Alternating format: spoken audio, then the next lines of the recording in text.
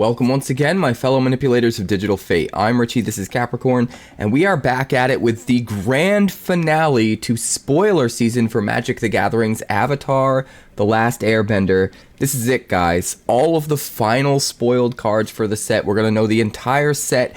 And just to remind you, early access is on Wednesday. This Wednesday, we're going to be doing a marathon stream. It's actually my return to streaming.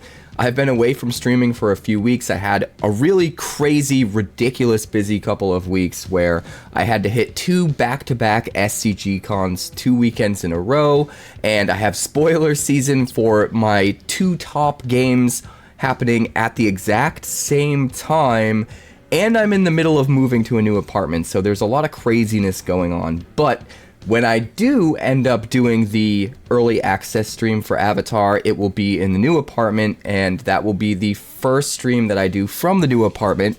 So look forward to that. Lots of craziness on the way. But this video is all about the final spoilers for Avatar: The Last Airbender. Some really interesting stuff to go over. So we're going to dive right in. Please hit the like button. Please hit the subscribe button. Do all the things. I got a little bit of a headache, so bear with me. And let's check out these cards.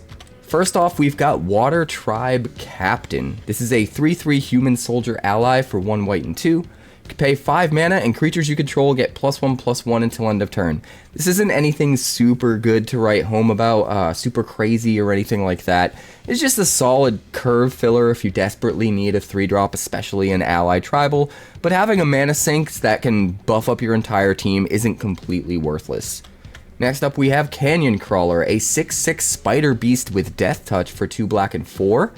When it enters, you create a food token, and it has Swamp Cycling too. This is actually pretty decent for a land cycler. Can very easily fix your colors in the early game, and if you manage to top deck it later on, it's not only a big death toucher, but also gives you a little bit of extra value in the form of that food token, which can contribute to artifact synergies or life gain synergies, things like that. So honestly, pretty cool card. We've seen a lot worse when it comes to basic land cyclers before, so I think this one's actually pretty decent.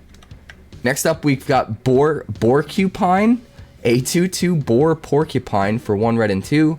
Whenever you cast a non-creature spell, you put a +1/+1 counter on this creature. Not too bad. Kind of a prowess dude, except you get, value that lasts forever. Almost like a mini Vivi in a way. I hate bringing that card up. It just got banned, thank goodness. But yeah, it kind of reminds me of a mini Vivi. It's going to be fine in the right limited archetype. Next up, we've got Foggy Swamp Vinebender, a 4/3 human plant ally for 1 green and 3.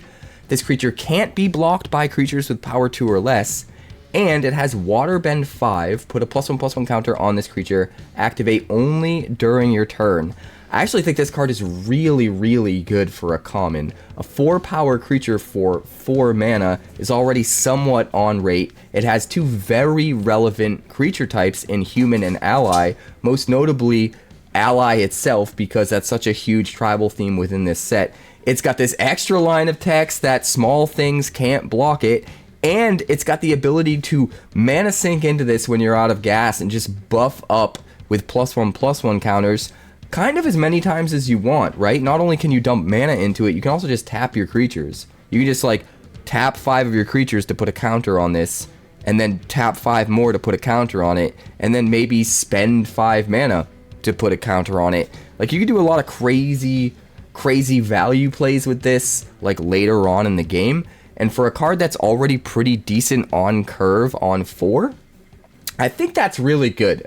Maybe I'm over-evaluating this. Let me know in the comments if you agree. But I think this is a really, really good common. Next up, we've got Curious Farm Animals, a 1/1 Boar, Elk, Bird, Ox for 1 white mana. This card is clearly meant to be used with the new creature that is a tribal for every non-human creature type and buffs for each. It would give this thing a +4/+4. I forget the name of that card, but if you remember, let me know in the comments. It's another card coming in Avatar. When this creature dies, you gain 3 life. Nice extra value on your 1-drop. And you can pay 2 mana, sacrifice this creature, destroy up to 1 target artifact or enchantment. Man, Power creep is a hell of a drug. This is just disenchant turned up to 11. It's a disenchant that's not useless when you don't need to destroy an artifact or enchantment. Instead, just is a 1/1 creature, which is better than nothing when it comes to free value for your incidental artifact or enchantment removal. But then you also just gain 3 life, whether you chump block with it or sack it to kill something. Either way, you're going to gain the 3 life. Lot to love about this card, I think. I think this is actually a really good one. You're probably going to want to pick this pretty high. Being able to include artifact and enchantment removal in your main deck in limited in this way, that's not just artifact or enchantment removal, is actually super, super good. But next up, we've got Pirate Peddlers. This is a 2/2 human pirate with Death Touch for 1 black and 2. Whenever you sacrifice another permanent, you put a +1/+1 counter on this. It's a really cool ability, so you don't actually have to sacrifice something to this guy. It's something that triggers when you sacrifice stuff to other guys, which is going to work with your food tokens, any kind of artifact tokens, to be completely honest, but it's also going to work with your creatures, pretty much anything. If you just have a decent amount of sacrifice synergies in your limited deck, this guy's going to get really big really quick, and even if he doesn't, he's still a death toucher, which means he can trade up and kill something that's, you know, your opponent spent more mana on than what you spent on the Pirate Peddlers. All of that together, I actually think this guy's pretty decent when it comes to limited. But next up, we've got Firebending Lesson. This is an instant lesson for 1 red mana, but it also has Kicker 4, and it deals 2 damage to target creature, but if it was kicked, it deals 5 damage to that creature instead. I like everything about this. Sure, it can't hit the opponent's face like Shock can, but it's still instant speed, it counts as a lesson, it's still doing the 2 damage for 1 mana, but then it also has this upgrade of Kicker 4. You can kill something really big if you have extra mana, and you get this a little bit later in the game, which makes it way more versatile. And you gotta remember, on top of that, it has free extra silver lining value just being a lesson, because it's gonna interact with your lesson synergies. Everything about this card is awesome. You're going to want to draft it super high. It's probably not going to table very often. I think this is going to be premium removal in this set, specifically in limited. But next up, we've got Wandering Musicians, a 2/5 human bard ally for 4 mana in the colors of Boros. It's a hybrid mana, so you don't need to be in both red and white. Whenever this creature attacks, creatures you control get +1/+0 until end of turn. Honestly, not too bad as a 4-drop. It has that very important ally creature type, and if you're in the crazy go wide, go super wide deck, this gets way, way better. It can come down as a really good blocker until you're ready to use it, and then when you are ready to use it, everything's getting buffed.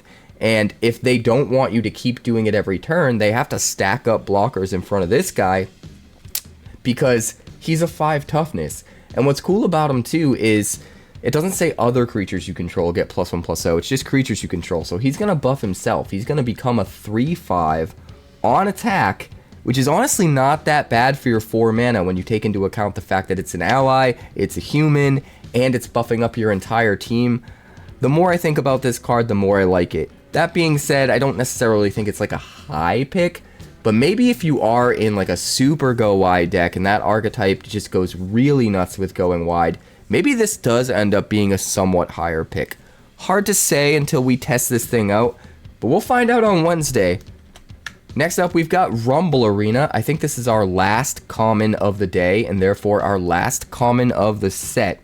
It's a land that taps for a colorless mana, or you can pay 1 and tap it to add a mana of any color, but also when it enters, you scry 1, so you get a little bit of extra value. And here's what makes the land really interesting.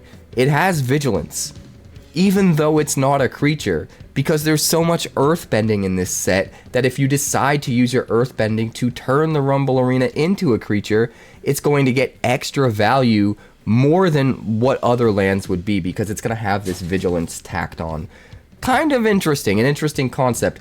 How good will it actually be? Hard to say. A free Scry 1 and free Vigilance if you're earthbending seems really good in the earthbending deck, especially if that deck ends up being multiple colors and you need a little bit of a catch-all color fixing in the form of this filter land. That could add a little bit of value too. So I'm kind of excited to figure out just how good this ends up being. It could be a complete dud and completely worthless, or it could end up being really cool in the earthbending decks. Only time's gonna tell. Next up, we've got Ruinous Waterbending. Interesting as a black card. A sorcery lesson for 2 black and 1. As an additional cost to cast this spell, you may waterbend 4. All creatures get -2/-2 until end of turn. If the spell's additional cost was paid, whenever a creature dies this turn, you gain a life.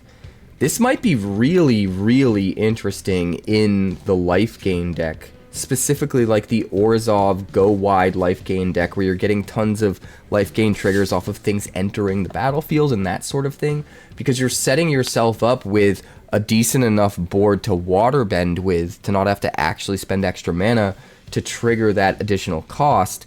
And then you're also setting yourself up with a bunch of potential payoffs for all of this extra life that you're gaining off Ruinous Waterbending.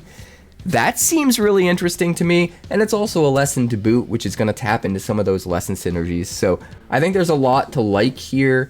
Be really interesting to see how good it ends up being. It really comes down to just how much that -2/-2 matters in the format, but it definitely looks like a really cool card. Next up, we've got Vengeful Villagers, a 3/3 human citizen for 1 white and 3. Whenever it attacks, you choose target creature an opponent controls, tap it, then you may sacrifice an artifact or creature. If you do, put a stun counter on the chosen creature. I think this guy's really good in the right deck. If you need sacrifice outlets to trigger certain death triggers, and you're in that kind of archetype in Limited where you want to sacrifice your own stuff, this gives you a free sacrifice outlet that adds additional value onto sacrificing that creature and having it die. So if you can put together that kind of archetype in Limited and get extra value off your stuff dying, where you want to sacrifice your stuff, this thing is just kind of pure gas, keeping your opponent's most important creatures just locked down kind of forever if you're just swinging every turn and you have enough fodder to keep dumping into this every turn. Very, very cool concept. Will it end up working? It really depends on just how much synergy there is, how many cards there are that synergize with this sort of concept within Limited. In Standard, I think it's probably a little overcosted and not really gonna add a lot in Standard. But in Limited, I think this could be really cool if the synergies are there and the archetype is strong enough.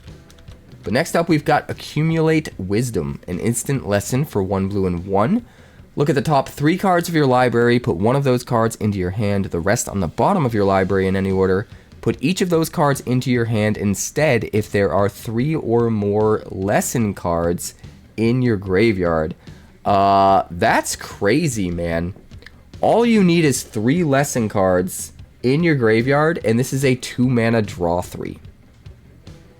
It's a 2 mana draw 3 that, worst case scenario, if you aren't able to jump through the hoops, at least finds you the best card out of the top 3, which is sort of kind of on rate for 2 mana anyway. Plus it's a lesson itself, so it's going to trigger all of those lesson synergies as well. I think this card's insane, man. I think this is going to show up in Standard for sure. Of course, there has to be a lesson deck in Standard, but I think a card like this and the potential power level of this card it exists as a means to try to force the lesson deck to be a thing in Standard, because everyone's gonna see this card and see the potential for overwhelming value. It's basically Ancestral Recall for 1 extra colorless mana that also triggers lesson synergies, that also has, a plan B scenario for using the card where it's not dead if you don't have the 3 lessons in your yard. I think it's nuts. Like, sure, the one thing to consider is, even though it's an Ancestral Recall that costs 1 more mana, it's never going to be able to be played super early like Ancestral Recall could, because you need to have those 3 cards in the graveyard first to really trigger that card advantage. So there are definitely caveats to this that make it, a lot more complicated than simply an Ancestral Recall that costs 1 more mana and has some hoops. There's even more to it than that, right? You're not going to be able to get the 3 cards until a little bit later in the game. That being said, I still think 3 cards for 2 mana and lesson synergies is a lot of potential value, and I think it's going to make a lot of people try to make the lesson deck absolutely real, Will it be good enough to be absolutely real? I guess we're going to find out on Wednesday. But next up, we've got Lo and Lee Twin Tutors, a 2/2 legendary human advisor for 1 black and 4. And when Lo and Lee enter, you search your library for a lesson or noble card, reveal it, put it into your hand, and then shuffle. Noble creatures you control and lesson spells you control have lifelink. What an interesting card. 5 mana is a lot for a 2/2, but being able to tutor up like your best lesson or noble seems kind of nuts. What nobles are there in this set? Now we're going to have to take a look at nobles, not only in this set, but in any standard legal set, to be completely honest. There's a lot of potential. If you're finding lessons that are damage spells, you can gain life off them. You can also flicker Lo and Lee to re-trigger it to find more lessons or nobles. There's a lot to like about this card. 2/2 body is very small for a 5-drop though, so I don't think it's like insane, but there's definitely potential there for this card to be super interesting, and I'm excited to figure out just the best ways to use it. If you have ideas already, let me know in the comments. I think it's pretty cool. But next up, we've got Team Avatar, an enchantment for 1 white and 2. Whenever a creature you control attacks alone, it gets +X/+X until end of turn, where X is the number of creatures you control. Interesting. So it's sort of like, not Enlist. What was that other mechanic where you had to attack alone to get the buff? Man, I'm drawing a blank. I'm so bad today with my memory. Let me know in the comments if you remember the name of that mechanic. Yeah, for some reason I can't remember it off the top of my head. You also have another ability here, 1 white and 2. Discard this card. It deals damage equal to the number of creatures you control to target creature. Interesting. So it's an uncounterable 3 mana discard removal spell. But it can alternatively be used as a 3 mana enchantment to buff up a creature and make it huge if you have a ton of creatures. Either way, you want a ton of creatures, right? In order to do the most damage, you want as many creatures as possible. In order to get the biggest buff, you want as many creatures as possible. So this goes in a very specific deck, but I love the versatility. Like, pitch it, kill something if you need to, or if you're just trying to win the game and you're ahead, just slam it and swing in with a huge flyer or a huge trampler or whatever the case is. This is a really cool card. I'm excited to try and brew around this in Limited for sure. Next up, we've got Waterbending Scroll, an artifact for 1 blue and 1. You have to pay a whopping 6 mana and tap it to draw a card, but it costs 1 less to activate for each island you control. Now we finally saw the mono blue payoff. It seems like there's a card in every color that incentivizes you to go monocolor. This is absolutely the one in blue. If you play this and eventually get to having 6 islands, it's just a free draw an extra card every single turn. That could end up being really good. 6 islands is a lot though. How likely are we to hit that while this still matters? I feel like you could get away with maybe paying 1 mana to draw a card off this and it's still okay. I guess maybe you could go with 2, right? Maze Mind Tome, was that 2 mana or 1 mana? I'm trying to remember. I think it might have been 1. It might have been 2. Man, my brain is mush today. I've just had the craziest, most busiest week of my life, man. It's just been crazy. But I think this card has potential. I don't think it's necessarily a Maze Mind Tome, but in the right deck, this could end up being insane. If there's some kind of a weird, mostly mono blue ramp deck, which I don't know if that exists, but you really just need to figure out how to get to 6 islands before turn 6. So that you're not just, you know, organically, I think this is too little too late. But if you have a deck that can somehow get to 6 islands before turn 6, like turn 4, this could be something. Maybe it's wishful thinking. We'll have to wait and see. Next up, we've got Zuko's Conviction. This is an instant for 1 black mana, has a kicker of 4 colorless. You return target creature card from your graveyard to your hand, but if this spell was kicked, instead put it onto the battlefield tapped. This is awesome. Instant speed, 5 mana, get a creature onto the battlefield tapped. is sick. You do it at the end of your opponent's turn, bring back a huge bomb before they even see it coming, just untap and swing with it, smash them in the face. That's awesome in and of itself, but the fact that you can pivot and just play this for 1 black mana if you just want to put it back in your hand. Maybe it's a creature that you don't want to actually use as a creature. Maybe it has the ability to be like discarded for some other effect. Or maybe if you play it from your hand, you can get extra triggers, you know, off of like an ETB that only counts when you play the spell. Stuff like that. There could be a bunch of reasons why, you know, maybe you don't care as much about the tempo advantage of getting something straight back onto the battlefield and instead want the absolute most value off the card by returning it to your hand and replaying it for some reason. Or maybe you just have other plays you need to make to keep up with what your opponent's doing and incidentally have an extra mana left over. The fact that there are all of these different avenues to use this card and all of these different ways to pivot make the card super versatile, but like I said before, the floor of this is instant speed, bring back your bomby creature at the end of their turn, catch them with their pants down, and smash them in the face. That seems really, really good. So I think this is one of the better, like, uncommon reanimation spells we've seen in a while. We usually get one every set. I think this one's pretty sick. But next up, we've got Meteor Sword. Is it meatier than a Subway sandwich? I'm clearly tired. This is an artifact equipment for 7 colorless mana, just like Meteor Golem. When this equipment enters, destroy target permanent, just like Meteor Golem. Except this equips for 3 mana and gives equipped creature +3/+3, instead of just being a 3/3 creature itself like Meteor Golem.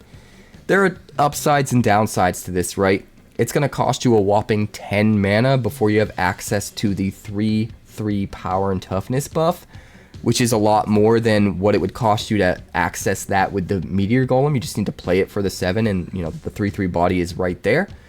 But you're also able to potentially utilize this card after whatever you're equipping it to dies. You can keep moving it around, keep getting that value. It's not easy to remove this like it is with Meteor Golem, so you've got that silver lining. You can also flicker this and keep destroying things, which I guess you could do with Meteor Golem as well, but not without getting rid of your body. Although you wouldn't even have a body if you played this instead of Meteor Golem, so I don't know if that matters. Either way, I think I'm dwelling on this card a bit too much. It's going to be interesting. Do you play it?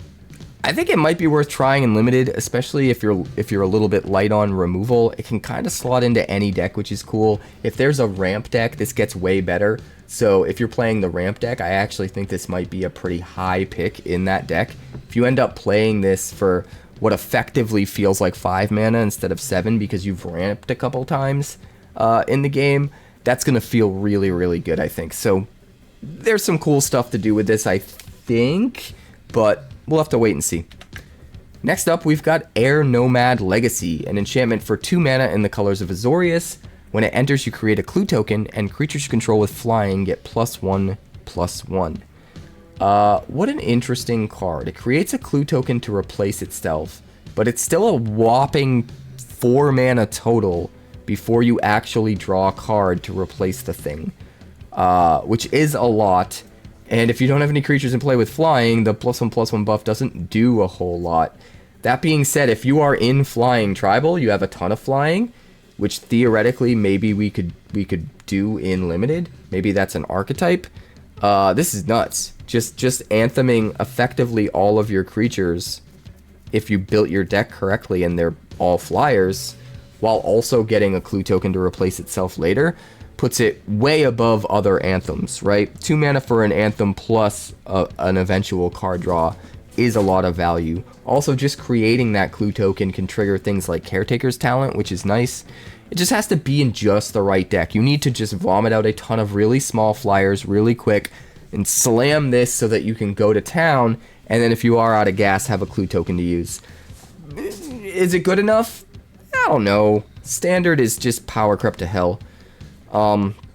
Power creep is a hell of a drug, like I keep saying, and I think Standard's just way too bloated right now, and the power level is insane because of it, so I don't know if this really makes the cut in Standard, but I do feel like there have been versions of Standard past where something like this at this power level would have absolutely been usable in a relevant deck. But not really with the way standard is these days. Either way, I think there's a lot of potential for this to be cool and limited if there's just enough flying support. Next up, we've got Abandoned Air Temple, our first rare for this video. A land that enters tapped unless you control a basic land, taps for 1 white mana, or you can pay 4, tap it, put a +1/+1 counter on each creature you control. I think this is actually a really nuts win condition in a go wide creature deck. You just jam it. It probably comes into play untapped if you're building mono white, and you just kind of forget about it. You do your thing, but then when you're out of gas and you vomited out your whole hand and you've got a bunch of creatures on the board, now you have a mana sink. You got nothing else to use your mana on. Just make your whole board bigger every single turn, and the counters stay forever, so it just keeps growing every turn.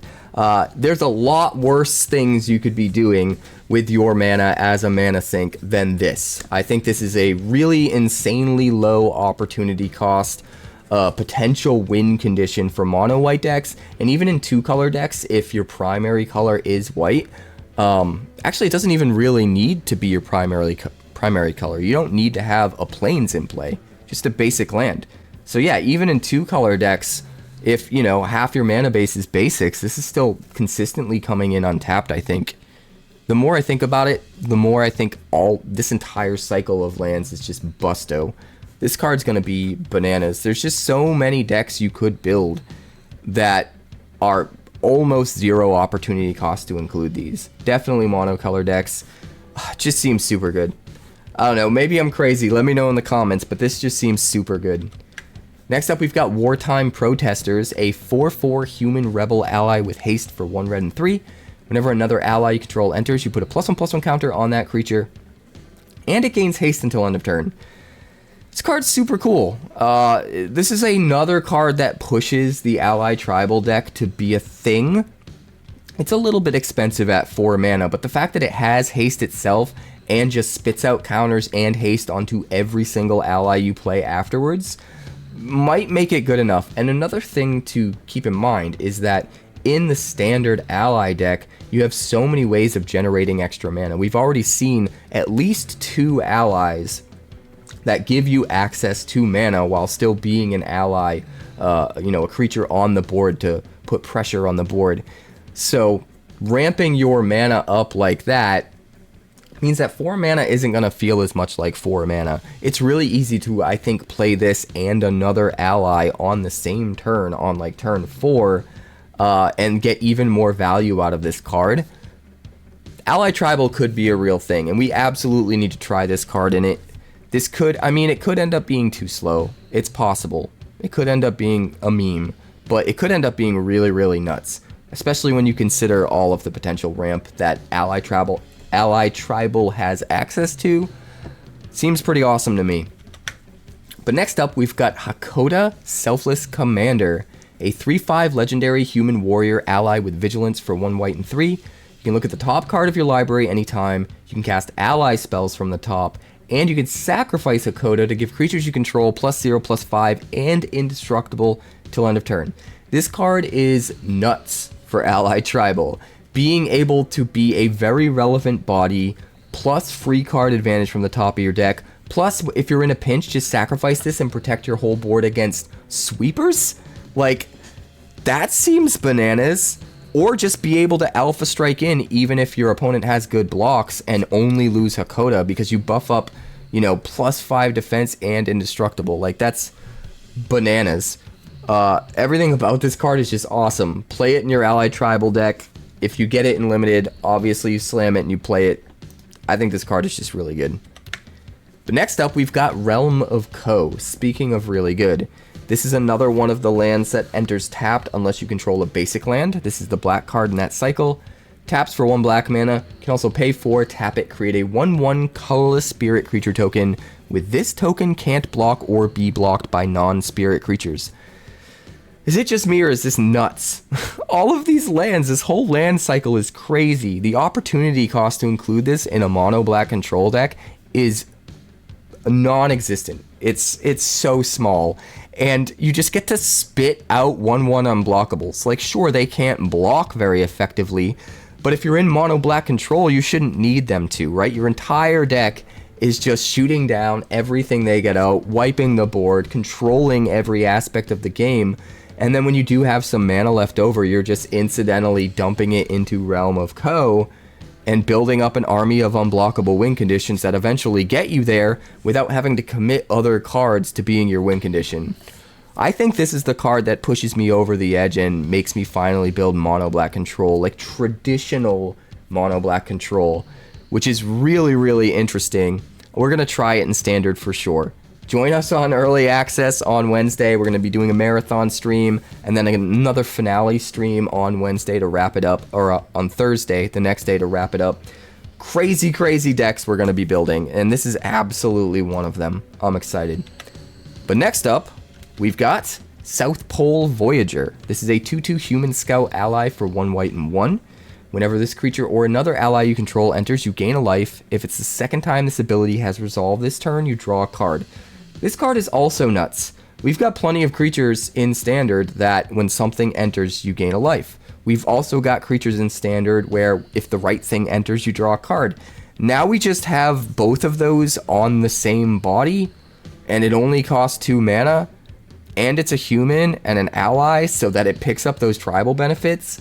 Everything about this is just nuts. Like, sure, you do have to play it in pseudo ally tribal because it has to be an ally that enters to gain a life, but in the right deck, you don't really care about that. And he triggers himself. When he enters, you're going to gain a life, and all you need to do is play one other creature. Just one other creature and him, and you get to draw the card. Bananas. This card is so crazy. Allies are going to be nuts. But next up, we've got Toph, Hard-Headed Teacher, a 3/4 legendary human warrior ally for 4 mana in the colors of Gruul. When Toph enters, you may discard a card. If you do, return target instant or sorcery card from your graveyard to your hand. Whenever you cast a spell, Earthbound 1. If that spell is a lesson, put an additional +1/+1 counter on that land. I think this ability is bananas. First of all, it's automatically 2-for-1 card advantage because you get an instant or sorcery back when you play it. Well, I guess it's not 2-for-1, right? Because you have to discard a card. Maybe you play this with Mayhem, though. And then you discard a Mayhem card so that you can play it, and then you are getting value off this.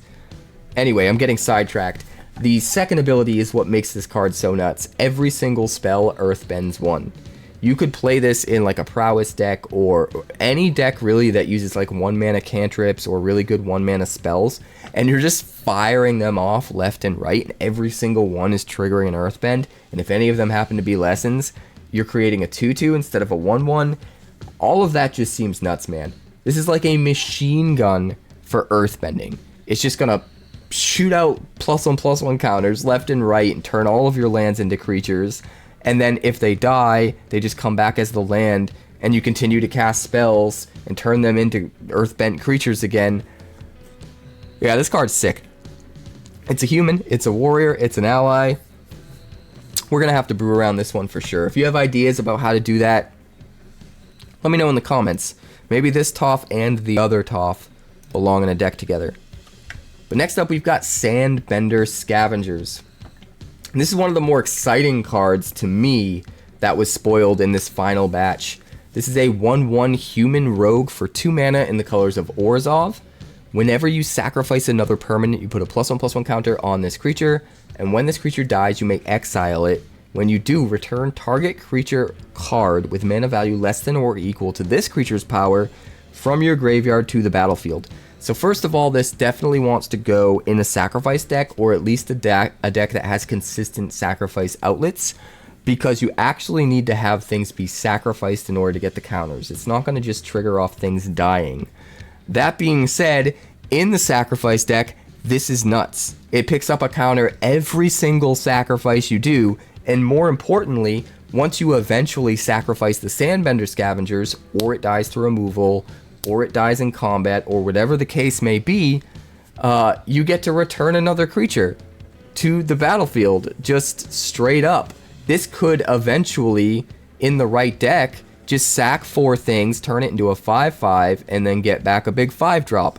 Or sack like 6 things, turn it into a 7/7, sack this, put a 7 drop straight onto the battlefield. There might be a combo deck that just lets you sacrifice a bunch of things early, effectively turn this into a reanimator spell, and then get back the thing. But the way I'm most excited to use this is with 𝑠ir The fact that when 𝑠ir dies, you get to exile a permanent, and then when this dies, it can bring back the 𝑠ir seems nuts. Even if you put this out and you haven't sacrificed another permanent since putting this out, you sacrifice the 𝑠ir to access its removal ability, and that sacrifice puts another counter on this, which means as the very next thing, without having to jump through any more hoops, you could just sacrifice the Sandbender Scavengers and bring back the 𝑠ir. We're gonna brew with this one. There seems like a lot of nastiness. I definitely think that this pairs super well with 𝑠ir, but if there are any other cards this works really well with that I'm overlooking, let me know in the comments. I think Sacrifice is going to be absolutely nuts. There's another card coming later on in this video that is also going to be bananas with Sacrifice. That might be the first deck we dive into on Wednesday. But next up, we've got Phoenix Fleet Airship. This is that other card I was talking about. This is the first mythic of the day. A 4/4 artifact vehicle with flying for 2 black and 2, and it crews 1. So that alone doesn't seem like super good. It's fine, 4/4 flyer, low crew cost. But at the beginning of your end step, if you sacrificed a permanent this turn, you create a token that's a copy of this. This is where things start to get crazy. Sacrifice literally any permanent and you make a copy of the Phoenix Fleet Airship. You could sacrifice a Fabled Passage to find a land and get another Phoenix Fleet Airship. And then it's like Scute Swarm. Every sacrifice you do after that doubles the amount of Phoenix Fleet Airships that you have. And as long as you control 8 or more permanents named Phoenix Fleet Airship, this vehicle is an artifact creature. You don't even have to crew it anymore. It's super easy to crew initially, so until you get to that point, until you combo off into Insanity, it is still useful as a attacker, a blocker. Like, crew 1 to get a 4/4 flyer is perfectly fine. But the fact that this thing goes way out of control, like Scute Swarm always did, but they're flyers and they're 4/4s right off the bat, it reminds me of the old Scute Swarm Mutate combo, except without having that extra card needed in order to mutate. It's already a 4/4 flyer. You're just gonna sack, make 2, sack, make 4, sack, make 8, swing for the win. Or maybe make 16. And then you could go another step further and use things that care about artifacts entering the battlefield. Like, what's that one card? Oh, it's like my favorite card. The one that makes the munitions tokens. Something or other, weaponry, weaponized. I don't remember. My brain is mush today, guys. Let me know in the comments what that card is. But use it with that card. And, you know, if you have 4 of these out and you sack something, you get 4 triggers off of 4 artifacts entering. Oh, you can use this with Simulacrum Synthesizer too. Oh wait, I think actually Simulacrum Synthesizer specifies that you need to play it. I don't remember off the top of my head, but I think you need to play the artifact that costs 3 or more in order to trigger it. So maybe not. Either way, this card's gross. Like, to me, this is the most exciting card in the set. Like, this is just... And the fact that we have even more sacrifice support than this, on top of a sacrifice deck that's already pretty good with stuff like Sephiroth kicking around, this is going to be bananas. This card is so crazy. Like, the more I think about it... Yeah, this card's just nuts. We're going to build that deck. If you have any ideas that I haven't hit on with this card, anything I may have missed or overlooked, definitely let me know in the comments. And if you want to see that deck, let me know as well. I think we're absolutely going to build it, probably the very first deck during Early Access on Wednesday, so I'll see you there. But that brings us to our last card of the day, which is the last card of ever for this set. Ko, the Face Stealer. I hope that's how you pronounce it. Man, I've mispronounced so many cards this spoiler season. It's nuts. Basically, I'm just going to have to watch Avatar: The Last Airbender in its entirety ASAP, I think, to make up for it. Yeah, I think that's what I need to do. But anyway, Ko the Face Stealer is a 6/6 legendary shapeshifter spirit for 2 black and 4. When he enters, you exile up to 1 other target creature, and whenever another non-token creature dies, you may exile it. Then you can pay 1 life, choose a creature card exiled with Ko. Ko has all activated and triggered abilities of the last chosen card. That text box is a mouthful, but it's very interesting. 6 mana is a lot, but it's a 6/6 and you get rid of their best creature. Then you can immediately pay a life to get all of the abilities of that best creature, but then it gets better if you can manage to exile other things or just kill other things. This will automatically exile it. You could potentially get access to other activated and triggered abilities of other creatures. No matter what, it's 2-for-1 card advantage as soon as you play it. Picking up the abilities of whatever you want also seems kind of nuts. You could exile a Vivi with this, if Vivi wasn't just banned, which it was. But still, theoretically, you could exile a Vivi with this and then have a 6/6 Vivi? That seems gross. Is that part of the reason why they maybe banned Vivi? They saw this coming and Grixis would have been gross? Because that's kind of a gross play. And you can get the mana from Vivi right off the start to play this a lot quicker, to just do that. Just exile your own Vivi and then make insane more mana and keep going. Like, yeah, that would have been a thing, I think. But even playing this fair, it's pretty decent. 6 mana is a lot. That's really the one big holdup on this card. But maybe you even just run this in Reanimator, right? You bring it back, exile their best creature, and then maybe get some abilities. I don't know. There's other stuff in Reanimator that just straight up wins the game for you. So I don't know if you actually bother to run this in Reanimator. I'm not sure. There has to be a way to break this guy, though. This seems really good. If he was a little bit cheaper, I would be in love with him.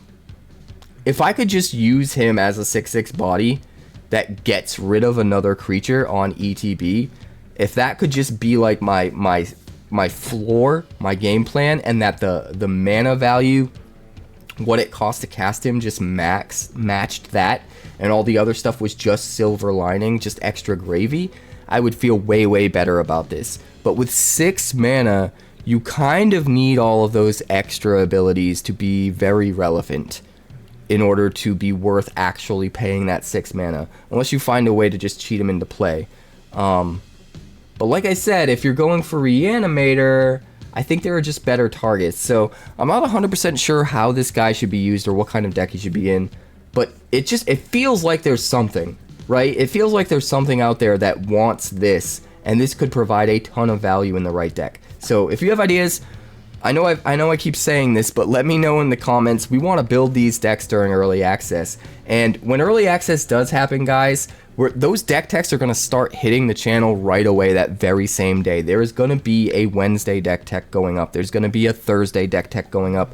We're going to have one every day starting on Wednesday, on the day of early access. But if you want to see all the decks that I'm brewing, make sure to come watch the stream. It is my return to streaming, and that's going to do it for today's video. But my return to streaming is on Wednesday, marathon stream, Avatar: The Last Airbender.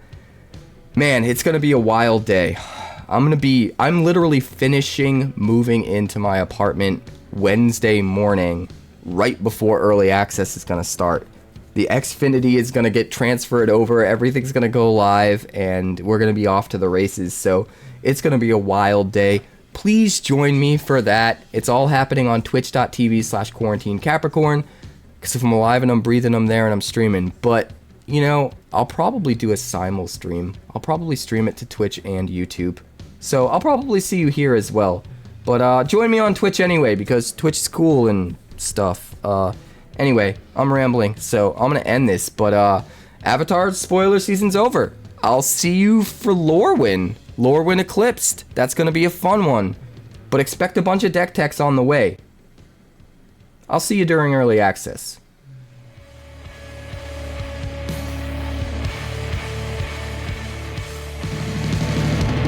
Thanks so much for checking out my channel. I'd like to give a huge shout out to all of my patrons over at Patreon. Without you guys, this channel would not be possible, so honestly, thank you from the bottom of my heart for all of your contributions. If you haven't yet, like and subscribe. The more likes we get and the quicker we get them, the bigger this channel will grow and the faster it will grow. I'd love nothing more than this channel to become something very special for you guys, but it's entirely up to you how fast that happens. Also, if you'd like more deck techs, that's somewhere over there. And if you'd like to see what else the channel's been up to lately, that's somewhere up that way. Also, subscribe, circle below, do all the things.